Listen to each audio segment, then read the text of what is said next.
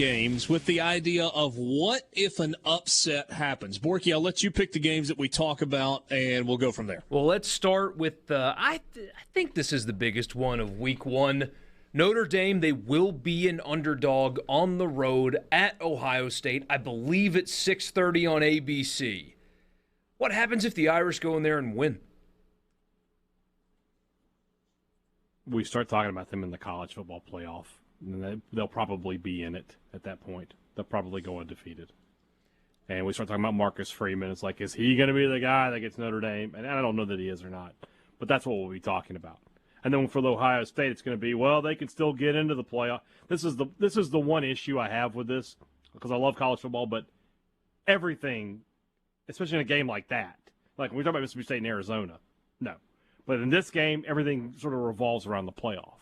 And it becomes, does Ohio State, can they go win the rest of their games to get in? Is that going to be enough to get in? I don't know. So if Notre Dame wins that game, yeah, then all of a sudden you start taking a really, really hard look at the remainder of Notre Dame's schedule. Yeah. Because it's after they go to Ohio State, the rest of the month of September is Marshall at home, Cal at home, at North Carolina. They have an open date, and then it's BYU. They play BYU in Las Vegas. Then Stanford at home. Then UNLV at home. Then they go to Syracuse. You circle November 5th on the calendar because Clemson comes to South Bend. They play Navy in Baltimore. They get Boston College at home, and then they close it out at SC. So November 26th, at LA Memorial Coliseum. If they beat Ohio State, they'll be a favorite in every single one of those games. Maybe. Yeah. I mean, look, we don't know what Clemson's going to look like. That is a home game, and we don't know what Southern Cal's going to look like. Right, but an undefeated Notre Dame hosting Clemson will be a home favorite. Guaranteed. I agree with that. Regardless of what Clemson is. That would be like a number 3 Notre Dame team at home, undefeated with a win in Columbus. In November. That'd be incredible. Oh, at night. They're going to be favored. Yeah, it's a 7:30 Eastern. I love everything you're describing in that game. There would be questions about Ryan Day. If they lose that opening, there will be questions about Ryan Day. Is he just driving a Ferrari that was handed to him? Is that all that Ryan Day's Ohio State is? Just him maintaining what they already were when he took over? And on the flip side, if Notre Dame wins and LSU loses, this is the Skip Bayless, Mad Dog Russo, Stephen A. Smith take on Monday.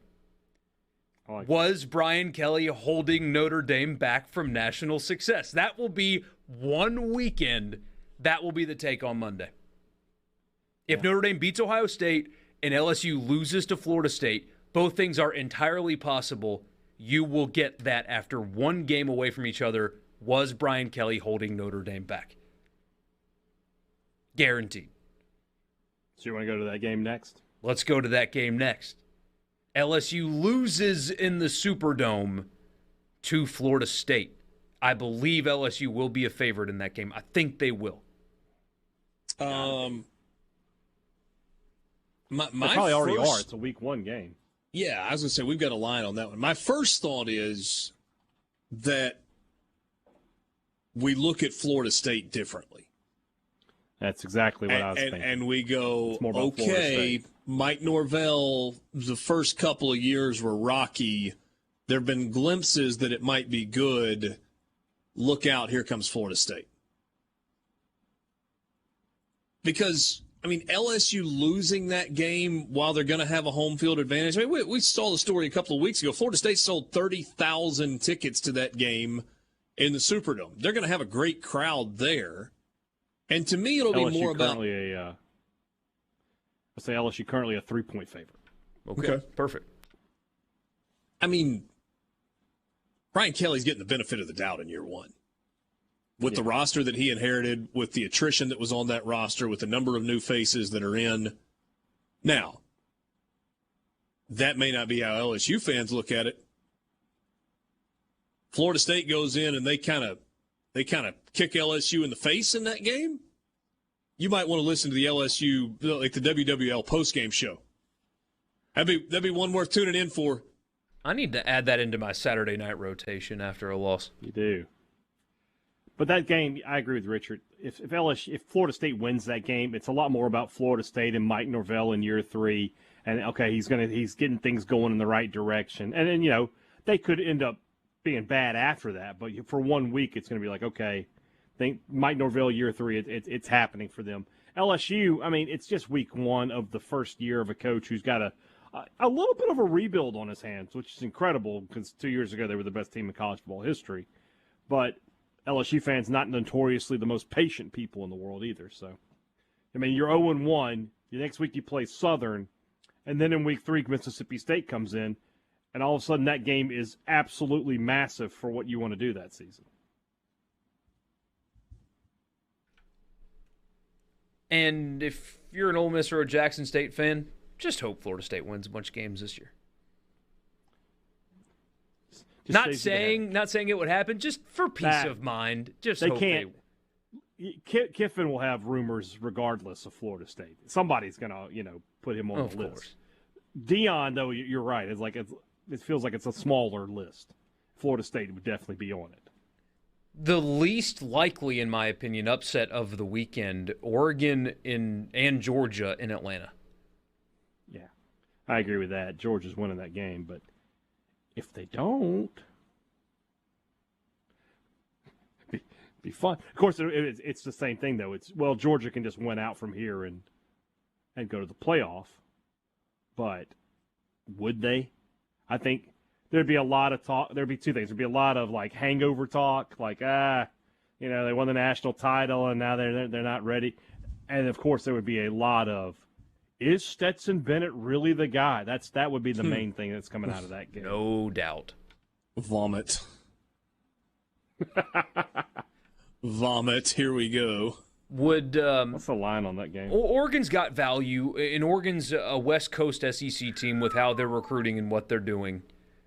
But would an Oregon win not increase their value, but increase a little bit of urgency if you're the Big Ten to consider getting them on board faster than you were originally anticipating? They won at Ohio State last year. You think that would be enough to get them into the Big Ten? Sure. Oregon is 17.5-point underdog in this game. That's a little surprising. That's a big number. And it feels That's low. a big number. It feels I mean, low. it could be, but I mean, you think Oregon this is like one of those Alabama preseason games where you look up at the end of the first quarter, it's 17-7, and then it's 34-7, and then it could be 43-10. But again, Oregon went to Ohio State last year and won. I mean, they got players. Dan Lanning's going to know. I mean, if any coach in America is going to know what to expect from that Georgia team, Oregon's got him.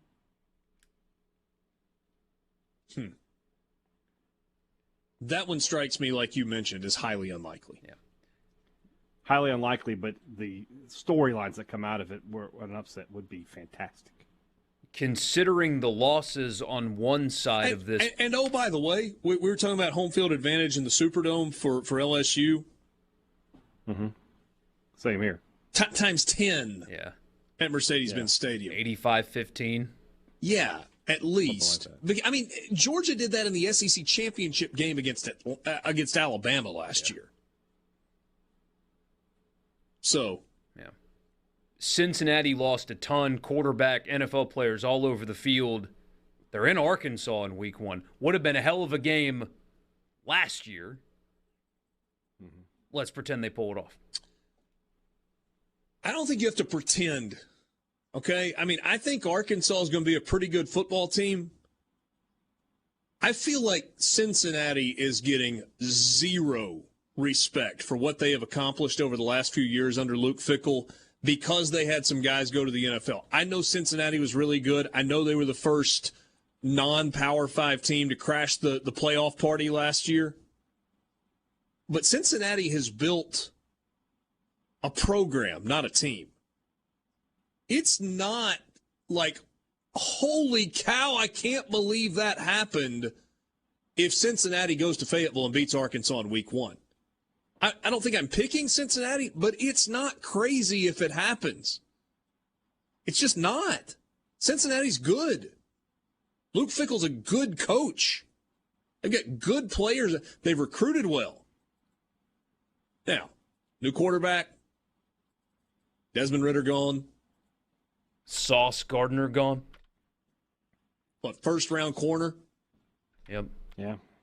I mean, they lost significant pieces.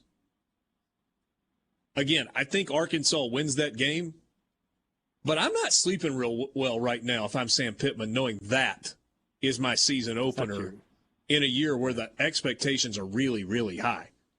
That's not Southeast Missouri State in game one. It's Cincinnati. And it's not Cincinnati from Tommy Tuberville's time. It's Luke Fickle's Cincinnati.